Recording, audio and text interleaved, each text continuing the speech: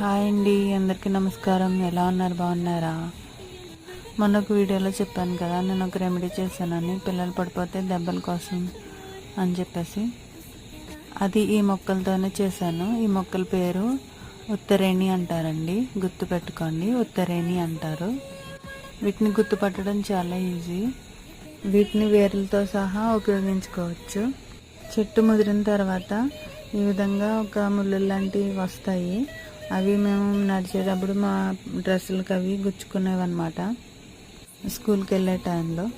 వీటిని వేలతో సహా లాగేసి కడిగేసి ఎండలో పెట్టాలి. ఎండలో పెట్టిన తర్వాత వాటిని చిన్న చిన్న ముక్కలుగా కట్ చేసి నల్ల నువ్వుల నూనె లేదా వెర్రి నువ్వుల నూనె అంటారు కదా, దాంట్లో వేసి ఎప్పుడు కాలితే అప్పుడు ఉపయోగించుకోవచ్చు.